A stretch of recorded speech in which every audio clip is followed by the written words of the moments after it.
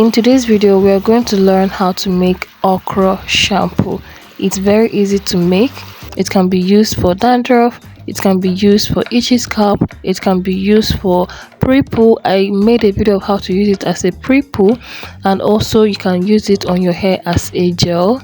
Yeah, so this video would definitely explain everything you need to know concerning okra shampoo, so please stick around till the end. All right, first step is to wash your okra thoroughly. By doing so, you are going to release it of dirt.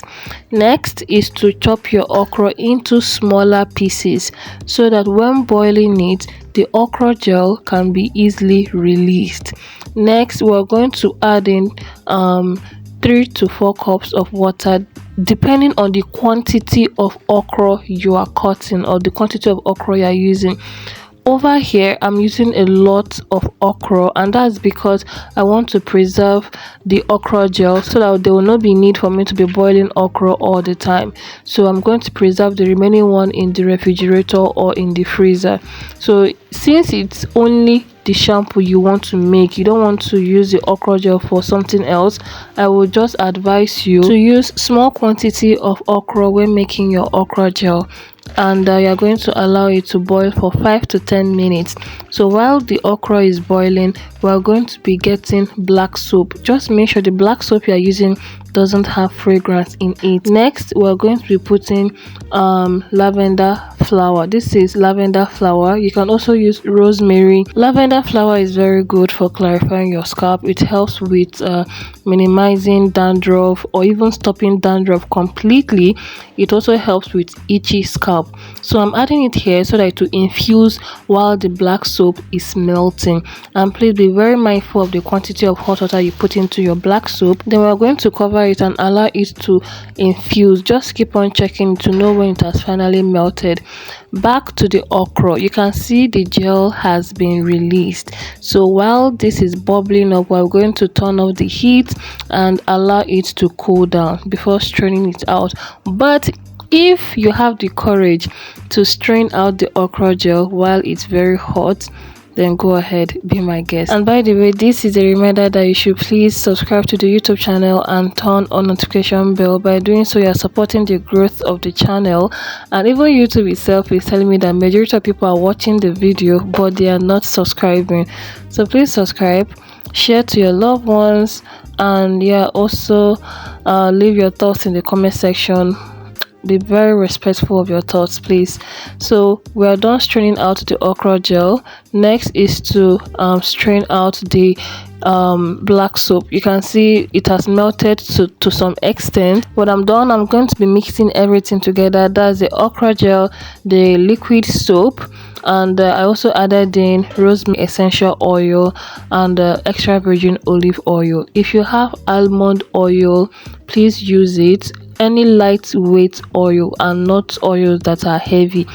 Oils that are heavy are for example coconut oil, castor oil. And the reason why I said you shouldn't use heavy oils is because when you're done making the okra shampoo, the oils will weigh the okra shampoo down, so the finished product won't come out very good. So it's okay to use lightweight oils. That's why I'm recommending almond oil and olive oil. So the essential oils is also very important. Just in case you don't even have carrier oils, please make sure you have essential oils. Tea tree essential oil, lavender essential oil, rosemary essential oil. Since we used lavender flower when making the shampoo, you can see I'm only adding in the rosemary essential oil. It will really go a long way to also strengthen your hair and give you much healthier scalp. So the quantity of the essential oils and the carrier oils you should put are small quantities. When you're done, shake it up very well. Also, the quantity of black soap you're adding in here should be less than the quantity of okra gel you are using. So let's say more of the okra gel, less black soap, then you put a little bit of the carrier oils and the essential oils. Then when you are done, in case you have more than enough okra gel, you can still preserve this into the refrigerator to get blocked, and when you're ready to use it again, just bring it out, allow it to melt, and your okra gel is ready to be used. Okay, so next is how to use this shampoo. First of all, saturate your hair with water. I will prefer warm water. This will open up the hair cuticles. And haven't you noticed that starting your wash day with warm water actually makes things easier? It will make the dirt come out faster compared to using cool water or cold water. So you're going to scrub this very well, guys. The reason why I'm actually applying the shampoo on my hair is because it's okra shampoo. I don't apply normal shampoos on my hair directly. I put normal shampoos on my scalp only, then scrub. But you can see the okra gel is actually doing its work. My hair is very soft, very nourished, very moisturized. It felt like I applied a conditioner after using this okra shampoo. So this is definitely something you can try. So here's a quick tip for those that have dandruff and itchy scalp. When using the okra shampoo, after scrubbing it all over your scalp and applying it on your hair, cover your hair for 5 minutes with a shower cap or a nylon.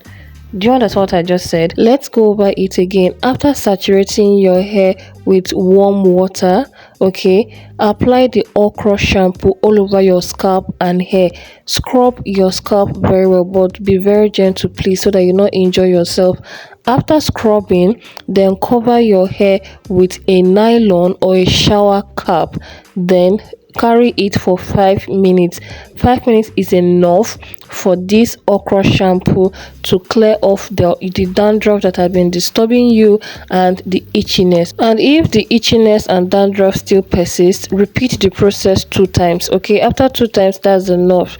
And I also wanted to show you guys that you can still use this okra gel on your braids, on your mini twist. Just make sure to apply on your scalp and scrub very well. And like I always say, please be very gentle when scrubbing your scalp so that you not injure your scalp. By doing so, you're going to irritate it, and when you apply products on your scalp, that is actually part of the things that will cause product buildup and even contribute to the building of dandruff. Okay, so be very careful when scrubbing your scalp. Be very mindful of your nails, please. You don't use your nails to scrub your scalp. All right, lastly, after washing your hair, do not forget to moisturize your hair. If you are low porosity, please use the LCO method. High porosity, use the LOC method. We will talk about more of this porosity thing in the video coming up very soon. So that is it for today's video. Thank you so much, and see you guys in my next upload.